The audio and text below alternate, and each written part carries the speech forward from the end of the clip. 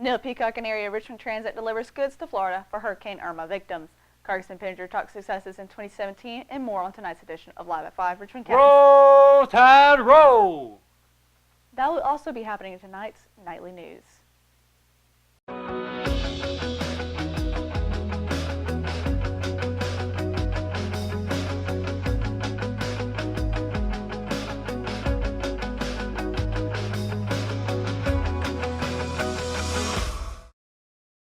Good evening and welcome to your Tuesday edition of Live at 5. I'm Kelsey Rushing, and tonight's show is brought to you by Farm Bureau Insurance.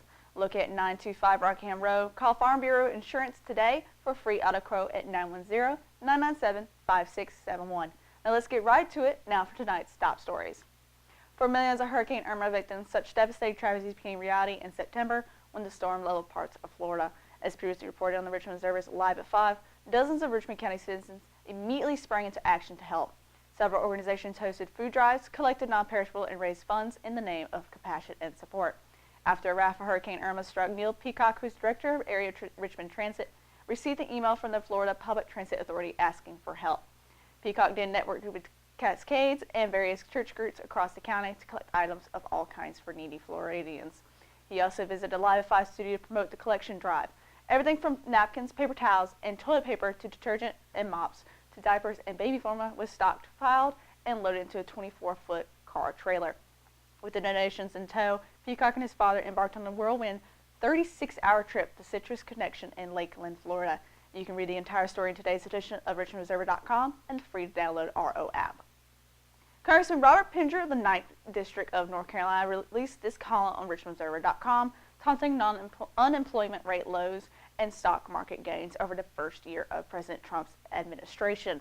He specifically praised the Tax Cut and Jobs Act, which was passed by both the House and Senate and signed into law in December. You can read the full column on RichmondObserver.com and on the RO app. Congressman Pinger will face off against challenger Mark Harris in the 2018 primary election in May. Richmond Community College's Small Business Center will present a free seminar on Thursday, January 25th, on how to increase personal credit scores. The free seminar called How to Increase Your Credit Score to Over 740 Points, Prepare for a Bank Business Loan, will be held from 6 to 9 p.m. at the Cole Auditorium. To sign up for the seminar on January 25th, contact Butch Farah at 910-410-1687 or wofarah@richmondcc.edu. This seminar is free and open to the public, and pre-registration is recommended, but walk-ins are definitely welcome. When we come back, Russell Parker is in studio talk with Lance Jenkins, as usual on Tuesday nights, about last night's college football playoff national championship win for Alabama in this season's final edition of College Football Wrap-Up. It's coming up right after these messages. McNair Auto Sales is the place to buy your pre-owned car, truck, or van. To be the best, it takes big selection, friendly staff, and great pricing. We guarantee a no-hassle buying experience, and financing is available right on site. So come see us today. We're located at 1026 East Broad Avenue in Rockingham. And remember, with over 40 years of experience, you know McNair is the name you can trust. Family Pharmacy is a local pharmacy that's been in business in Rockingham for over 10 years. Located in the Food Lion Shopping Center on US 1 North, we have easy access into the store and a drive-thru for your convenience as well. You can download the official Family Pharmacy app at myfamilypharmacy.com, and we'll help you set it up to text you when your prescription is ready, and you can even set it up to fill your prescriptions when due. Our motto is we'll treat you like family, and it's something we truly mean. We take the same care in filling your prescription that we would take for our own family. Family Pharmacy, we'll treat you like family. I'm Kelly. I worked at Champion Ford for 2 years. 6 years. 3 years. 1 year. I've been at Champion Ford for 13 years. 1 whole year. 15 years. I'm Jamie and I've been at Champion Ford for 12 years. I've been here 8 years. Champion prices, champion service, champion experience. Get treated like a champion today at Champion Ford. Just down the road from high prices, championfordlincoln.com. We are Champion Ford. At Richmond Community College, we can prepare you for a high-skill, high-paying career in a variety of fields. From business to education, engineering, utilities, healthcare, criminal justice, information technology, and human services. At Richmond Community College, we can save you thousands of dollars on tuition through our university transfer programs that provide a seamless transition to universities and colleges throughout North Carolina. At Richmond Community College, we are always developing new courses and programs in response to the communities we serve. We offer day, evening, and online courses, and you can now complete 5 curriculum programs entirely online. At Richmond Community College, we believe in helping you prepare for a better life.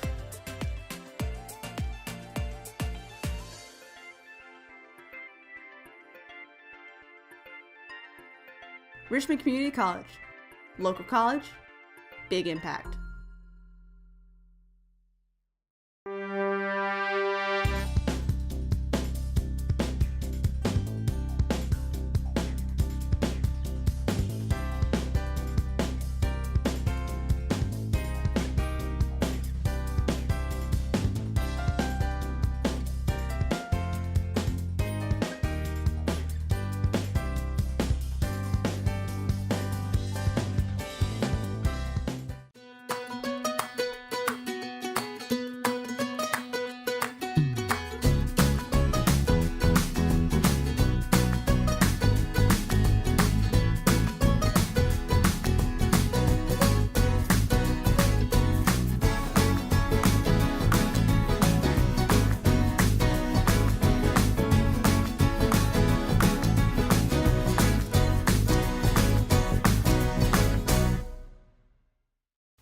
And welcome back to Live at 5. I'm Lance Jenkins in studio today specifically to talk about the college football playoff national championship game that was played last night in Atlanta, Mercedes-Benz Dome. And of course, we know now who the winner was. And I've got a happy man next to me, the executive producer and college football analyst, Russell Parker. Russell Parker, you're an Alabama fan. You have to be feeling good today. Roll Tide. Man, it felt great last night. I'm sure you After did. the game, it felt great. But I'll tell you what, towards the end of that game, it was so nerve-wracking. I was pacing my living room floor.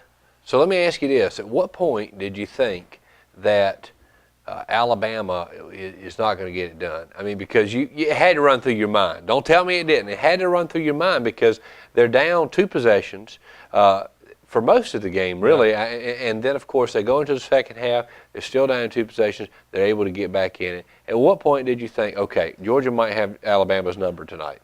Well, it was about halftime because they didn't do very well at all once they got to halftime. I thought Alabama was probably going to make some good adjustments going into the next half because they're usually a second half team anyways. But so was Georgia, especially after what they did when they came back from Oklahoma. Right. So it had me worried there that not only was Alabama going to improve, but Georgia going to improve significantly as well. So probably around halftime, I was sitting there really thinking hard about if it's going to be Georgia's night.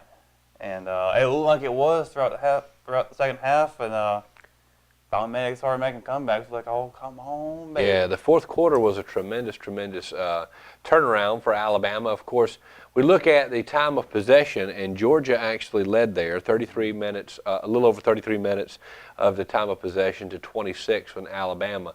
But Alabama really took control in the second half. How did they get it done?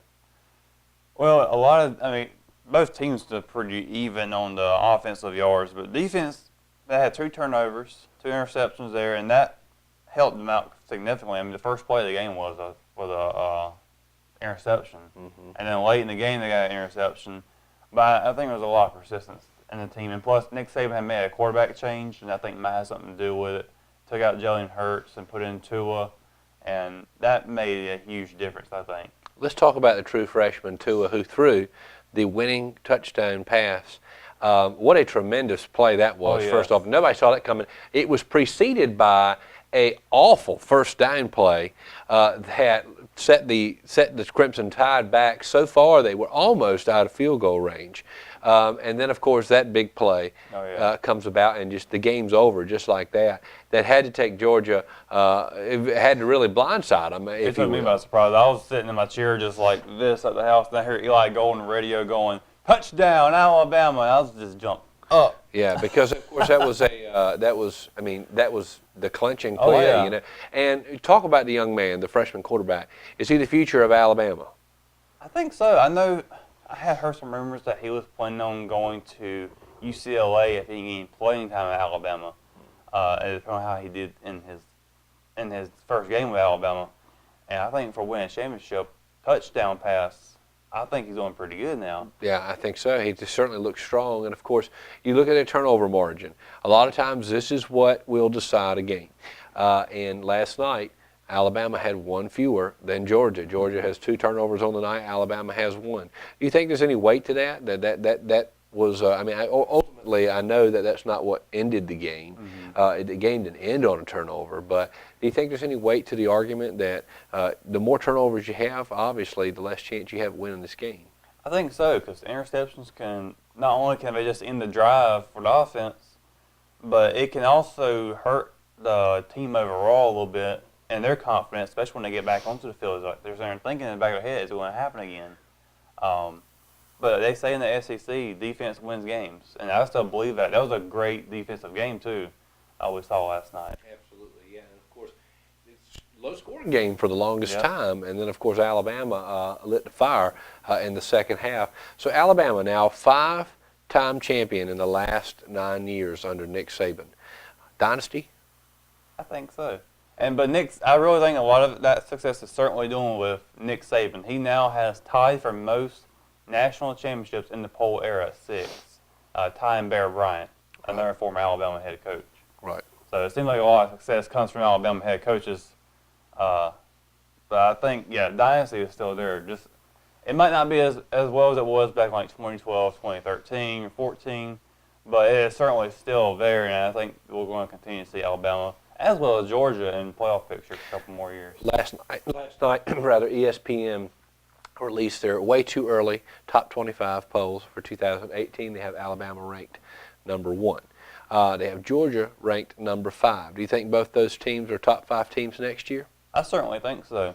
I think, and I'm going to give a lot of credit to Georgia. They played one heck of a game last night. And I think Kirby Smart has something great going on down there in Georgia. I think you're going to see them up there quite a bit more often, still competing for national championships, making the playoffs, maybe even winning one. In the next 5 years, I say they win one. Wow, fan. And, of course, it'll be interesting to see. A lot of Georgia fans around here. And let's just be honest, there's a lot of Georgia fans that came up around here fairly recently. It'll be interesting to see if that many Georgia fans are still here, nonetheless. But we will see. Also, Ohio State, we'll talk about them. They were the first one out in the college football playoff. A lot of argument there this year. And, of course, the team that beat them out for that final spot just won the national championship last night. So there's no argument to me that Alabama was the right team. I thought so from the beginning, that Alabama was the right team to be in the college football playoff. They got the job done. They won last night, so they ended that argument. But Ohio State next year expected to be in the picture again at number 3, according to ESPN right now. And of course, it is way too early to determine that. Oh, yeah. But assuming that Ohio State is as good, if not better, than they were this year, do you see them in the college football playoff next year? And who's not in next year if they make it? I think that they could still have that chance of making it. I mean, Ohio State, it's Ohio State. They've always had a good, well-rounded program. They've won national championships in the past. I think that they can continue to stay up there in the top 10, top 5. It's all going to depend on if they can win out their season, not have a 2-loss record, or lose to teams like Ohio State, right? They lost, or Iowa State they lost to. They lost to Iowa. I get those two mixed up all the time. Oklahoma lost to Iowa State. That's right. I think they need to make sure that they win out. And I know they're doing well this season. They won a conference championship, but it just wasn't enough. And you got to make sure you meet those standards that the playoff committee has. Yeah, and of course they were a 2-loss team, and the College Football Playoff Committee has never put a 2-loss team in the College Football Playoff to date. And of course it's still a young era in college football, but they have not done that to date, and they did not do it this year, and I think they got the call right with Alabama going to the College Football Playoff and ultimately winning the national championship. And of course, Ohio State, they do look good next year. I think that next year, Clemson may have a tough time getting back in the top 4. The reason I say that, you've got an up-and-coming, and I know I'm a Wolfpack fan, but let's be honest, you do have an up-and-coming Wolfpack team. Florida State's going to be better next year than they were this year. They're going to have a little more competition in the ACC than they felt this year. They did feel some heat from North Carolina State. They played a game in Raleigh, and this year it was a 1-touchdown game. Last year, if you remember correctly, State almost won the game in regulation, missed a field goal, and of course ended up losing in overtime in Death Valley. But the point being, Clemson's going to have a tougher path to the top 4 next year than they did this year, I think. Certainly. And the way Alabama handled them in the first round looked to me like Clemson maybe certainly was overmatched in that game. Georgia was not overmatched last night. They just got beat. Yeah. But they were not overmatched. They were a great team. Clemson was overmatched in the Sugar Bowl, I think. So, all right, folks, there it is. And, of course, any final thoughts on the national championship? Roll Tide. I can't believe you'd say that. Yeah, well, folks, that is your college football roundup for this week.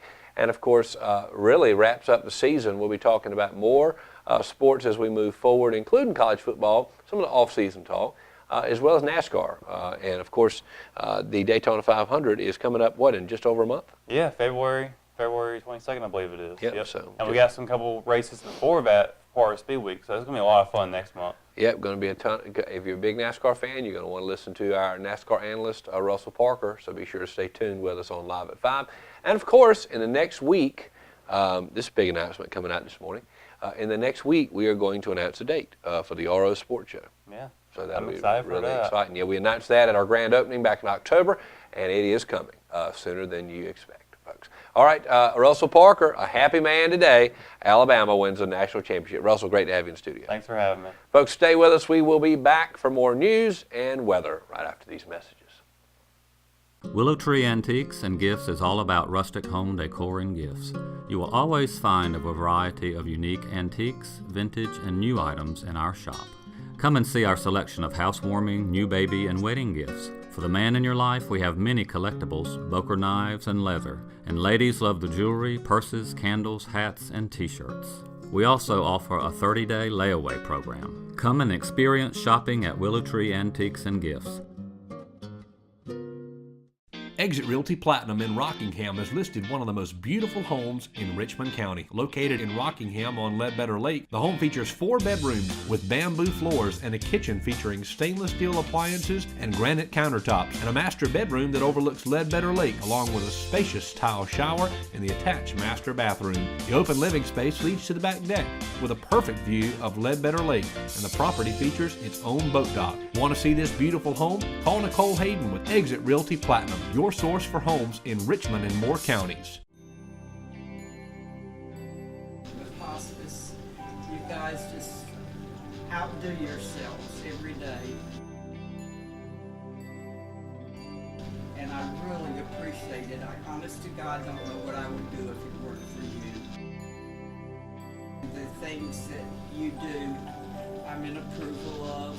And thank you. I don't know what else to say other than thank you.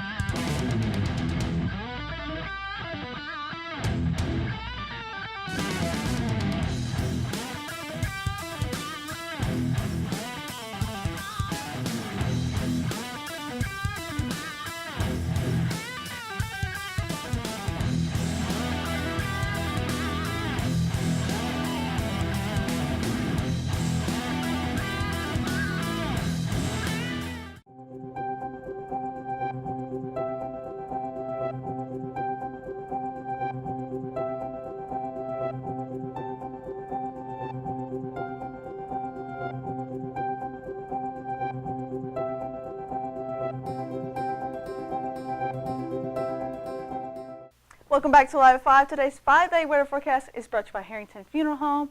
And to start things off, it's warm. I don't know about you, but all my snow is almost gone now. And I just had like 2-3 inches yesterday. But right now, let's move on to the 5-day weather forecast starting with Wednesday. Wednesday with a high of 56 with a low of 42 and a 10% chance of rain. And then starting with Thursday, it'll actually have a 90% chance of rain, so make sure you're prepared for that with a high of 62 and a low of 56. And then starting with Friday, Friday will have thunderstorms, the first thunderstorm of this year of 2018. So again, just like Thursday, be prepared for Friday with 80% chance of rain and possible thunderstorms with a high of 67 and a low of 46. And then Saturday with 10% chance of rain with a high of 54 and a low of 26. Probably the coldest, one of the coldest days compared to the coldest days we've been having. And then Sunday we'll have a 0% chance of rain with a high of 43 and a low of 24, which is also a cold day compared to the 3 days before that. Other than that, it's the end of the show for tonight, and I'll be closing. So you won't be seeing Lance. Lance was just with Russell, that's about it. But other than that, it's the end of the show, and we'll see you for Wednesday's edition of Live at 5 starting tomorrow.